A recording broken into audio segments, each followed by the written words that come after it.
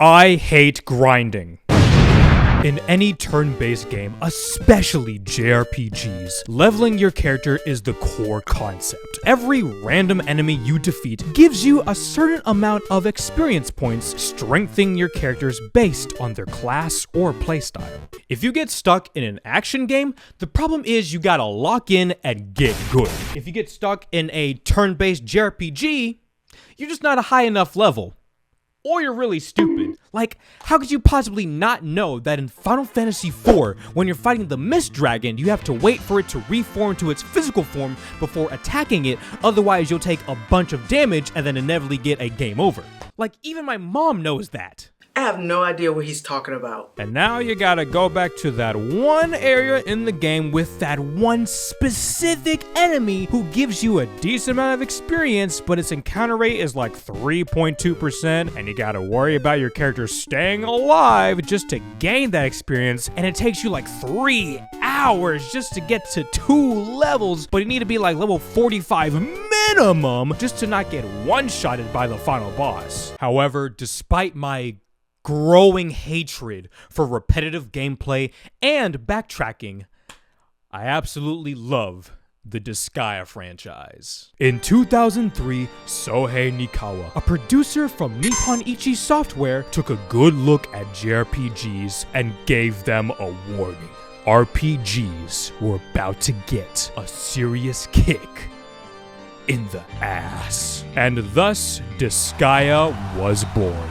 Disgaea 1 saw huge success for the company, becoming an anthology series with 6 more games, a remaster and direct sequel of the first game, a horrible anime, and all kinds of spin-offs loosely tied to the lore of the franchise. Today, we'll be talking about my first and favorite Disgaea game on the PS2, PSP, and PC, Disgaea 2: Cursed Memories.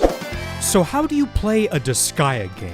The Disgaea series is a strategy turn-based game that follows a grid-based system. You can have a total of 128 characters, each with their own strengths and weaknesses. One of Disgaea's biggest selling points as a JRPG is that you can reach level 9,999.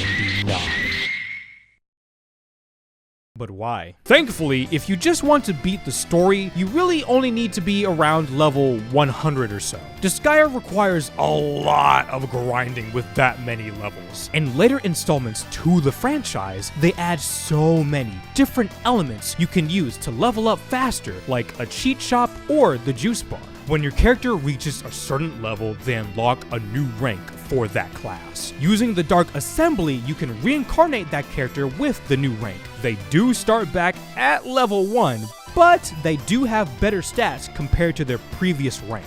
In earlier games like Disgaea 2, it can sometimes feel like a chore trying to get through all this stuff just to grind all these levels, like playing early Pokemon games on the Game Boy Advance, which is why I would typically emulate it on my phone to speed things up. FBI, open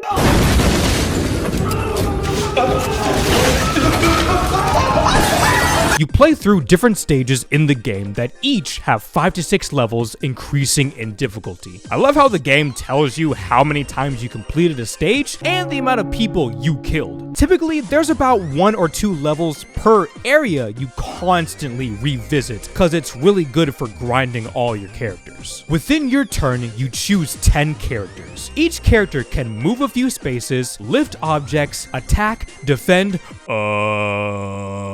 and use special moves or items. The funny thing about the lift command is that until Disgaea 5, your monsters can't grab anything.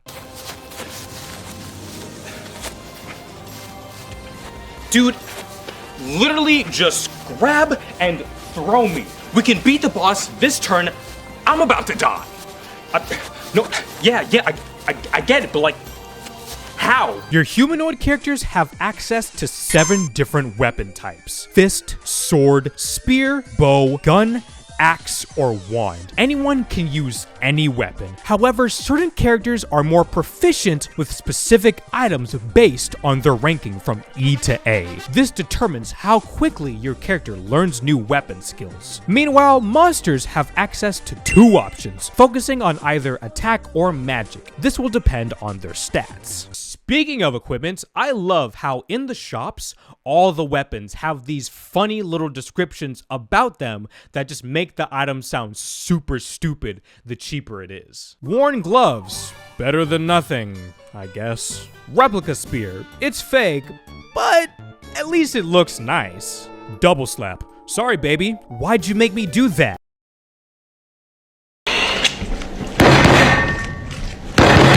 Special moves can be obtained from leveling up your weapon skill or your character reaches a certain level. All the moves have a grid pattern that tells you its range and how many people can affect along with its accuracy. You get all these cool sprite animations that get more and more insane the stronger the attack, and sometimes there are even references to other anime or video games. Like, look at Adele's ultimate move. It's so freaking cool. Like, imagine being able to do that in real life.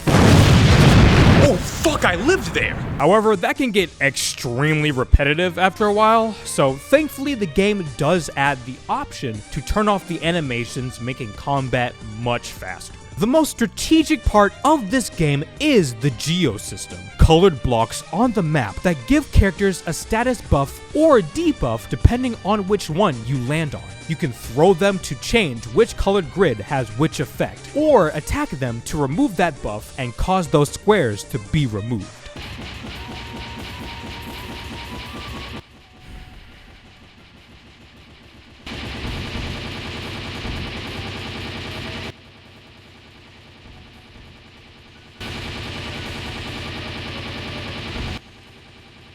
Disgaea fans have way too much free time. There is a lot to Disgaea's combat, but you do learn it fairly quickly. Each game continues to add more and more to the franchise that both casual and hardcore fans of strategy JRPGs will enjoy. It's very fun and fast-paced, just like its story.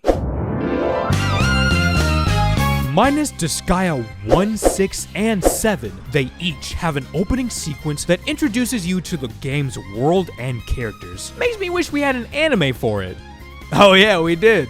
And it was garbage. Like I mentioned earlier, Disgaea is an anthology series, meaning each game takes place in its own world with its own group of characters and stories called a netherworld. So, just like Final Fantasy, you don't need to play them in order to understand each game. Oh look, it's Etna from the first Disgaea game! God damn it. Okay, except for Disgaea 2. The netherworld is a lawless hell filled with demons. There are multiple netherworlds, each ruled by a king known as an overlord. Overlord Xenon, a being of solitude, is said to stand above all overlords in terms of power, destroying netherworlds with little ease. He placed a curse, causing innocent civilians to slowly become the very demons they feared. However, our main hero Adele, your stereotypical shonen protagonist with a dash of sexism, hey, toots, especially since you're a girl,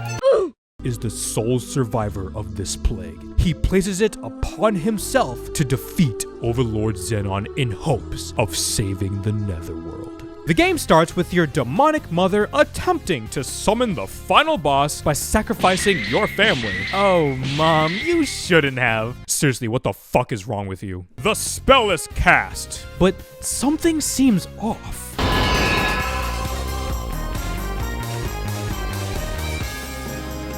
Ah, damn it! I accidentally summoned a cute anime girl instead.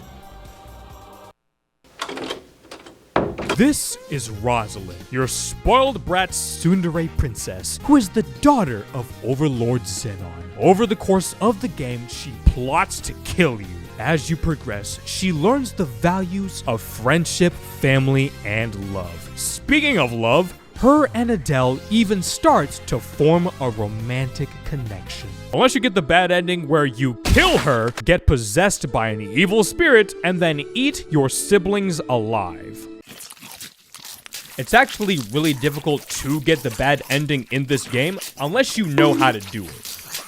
Meaning you meant to do this. You and Rosalind travel throughout the Netherworld to find Overlord Xenon. For Miss Daddy Issues, it's to reunite with the father she's never met before, and for Adele, it's to beat that same man and become the new daddy.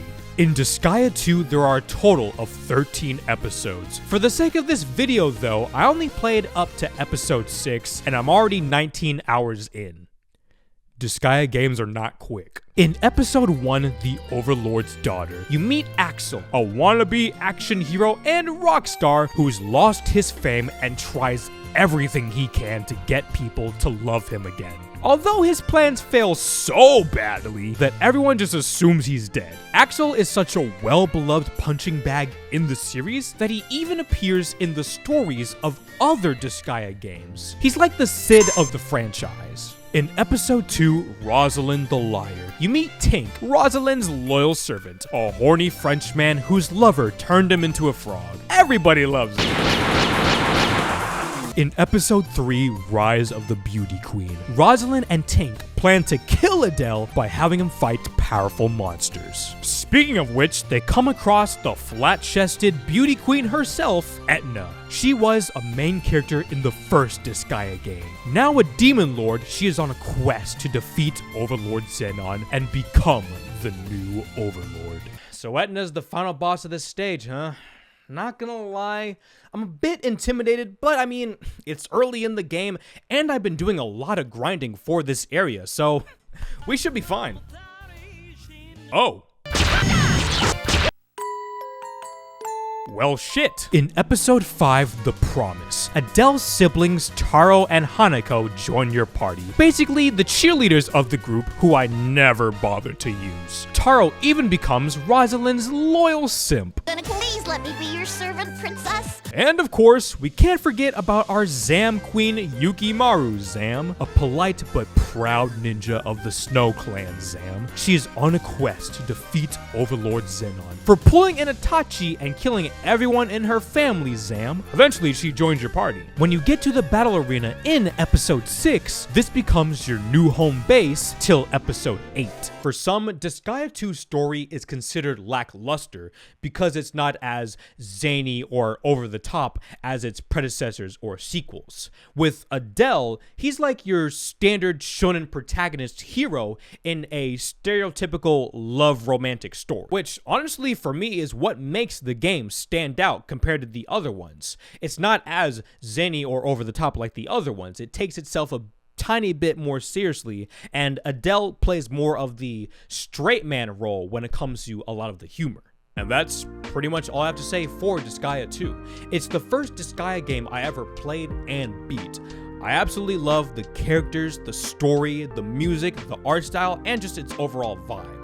I love pixel art, and this game has some of the best I've ever seen, and it is a shame that they got rid of it since Disgaea 6 for a more modern 3D look. There is a lot of grinding in Disgaea, because once you beat the main game, there's still so much to do with post-game content, unlocking new characters, the item worlds, and a bunch of other things, all to get you to level 9,999. Something I will never do. I hate grinding, but I love Disgaea. If you haven't played it yet and you love JRPGs, I would highly recommend it. Let me know if this video convinced you to try out Disgaea, or if you already are a fan, what are your thoughts on Disgaea 2? Thank you guys very much for watching. Like, comment, subscribe, the whole YouTube shebang, and I'll see you in the next video. Bye.